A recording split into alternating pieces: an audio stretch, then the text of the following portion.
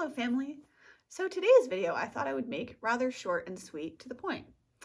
Hi, my name is Emily, otherwise known as Shamanism. I'm a health and wellness coach and a musician and a whole bunch of other things. You can call me anything, just don't call me late for dinner. Welcome to another video, or welcome for the first time if you're new here. Hello. Hi.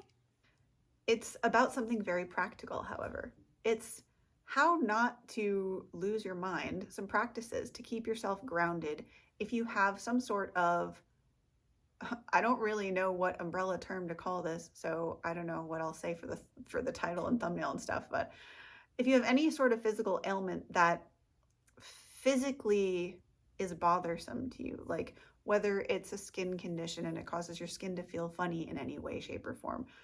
I don't want to list off a bunch of unpleasant things for obvious reasons. My point is, if you experience anything unpleasant physically, this video will give you some tools so that you can feel more grounded and less like maybe you're losing your mind. As someone who has had psoriasis in her life for a very, very, very, very, very, very, very, very, very long time, I am no stranger to what it's like to live in a body that physically feels constantly uncomfortable. When I say constantly, I am not exaggerating, y'all. I mean that 24/7. I was, in the past, extremely uncomfortable in my skin. And we're talking not a day of being uncomfortable, not a week of being uncomfortable 24/7. No, we're talking about like multiple decades. Yeah, like a good almost quarter of a century actually worth of just discomfort being in my body. So the main suggestion, if you want to put an umbrella blanket term to what I'm going to suggest you practice if you are having any condition that is like that for you, that causes you to perhaps mentally struggle because it is so physically incessant, these practices or practice, the practice of this in general. Honestly, you can do whatever you feel called to do under the umbrella term of what I would suggest to do, which is grounding. Grounding can be a whole host of things, so don't worry, I won't put a list here. If you guys are interested, let me know in the comments and I will list some grounding activities other than the ones here if you'd like. For the purposes of this video, what I wanted to mention was some simple ones.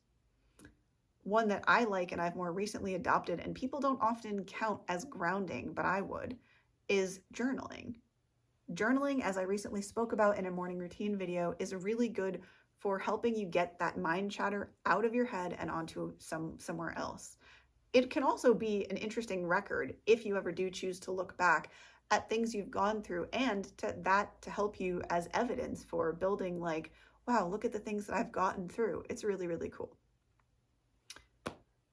So, as someone who was so often uncomfortable in my body, journaling didn't necessarily help me specifically so much during those times where I really felt like I was going crazy. What was more helpful was things that I could do to, this might sound strange, to remove myself from my body. So, as contradictory as this might sound, you can kind of do one of two things, in my opinion, when you're feeling, well, I used to genuinely feel like I was teetering on the edge of sanity when I would, because I'd be, for example, laying there at night trying to sleep and just so unbelievably itchy all over the place that I couldn't concentrate on anything, or like I'd be trying to concentrate and because my skin was so itchy, or it would just be irritating me. I would feel like I was getting upset inside myself simply because my body, my skin was really like itchy and uncomfortable or something. So how can you get through those times? Well, one tool that was really helpful for me was grounding. So one tool that I used was journaling. Another literal tool of grounding is grounding itself. So for me, that when I say grounding, usually it's walking barefoot. So although it's best done outside, it really is, because there's a negative ion exchange, I believe it is, with the earth that happens. That's scientifically proven, by the way. And it just brings your cells and your body back into a more calm or balanced state. And it really does help. Even if it maybe doesn't help take your discomfort away immediately, it will help you to calm your mind and just calm everything else down. So walking barefoot for me is a great tool. The other thing you can do, which I would highly suggest, and this is both for grounding or not for grounding, just a general, I would recommend this as a practice in general, is meditation. When I was really struggling with my skin, I liked guided meditations because you could go to a place in your mind and thereby you would stop feeling your physical issues and you would be able to instead see perhaps a beautiful visual of, I don't know, whatever the guided meditation takes you to, right?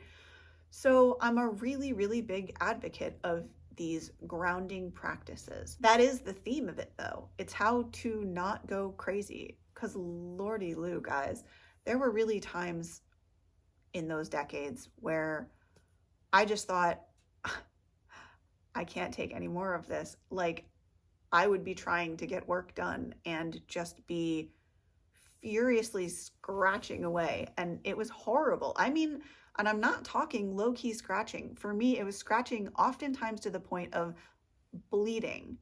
Just awful experiences. I mean, I won't get any more graphic than that here. If you guys do want to hear about what my life was like with psoriasis, I can do a video on it. I'm not super inclined to, only because thankfully it's temporarily not a part of my life. That can be, again, a theme for even another video if y'all are interested. Meanwhile, I won't bog down this one with that. If you're living with any kind of condition that physically causes you so much discomfort that you're not able to take a break, I highly, highly encourage you to try these 3 grounding practices: journaling, walking barefoot, and meditating. It will really help you to get out of your physical body or to get rid of that excess energy that you may have that's making you feel so uncomfortable. And with that, thank you for being here with me for this time. I really appreciate you spending your time with me. Have a blessed rest of your day or night, wherever you're tuning in from. If you want to get in touch with me for anything or about coaching, you can reach out to me here at this email address, and I will see you, beautiful cats, in the next video. Have a beautiful day. Namaste and much love. Bye.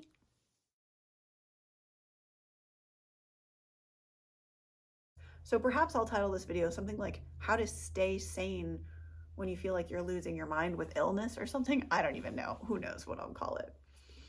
Well, I hope. And now I forgot the subject of my video. Right. What now? But for me with this and with that, thank you for being here for. So with that, thank you for being here.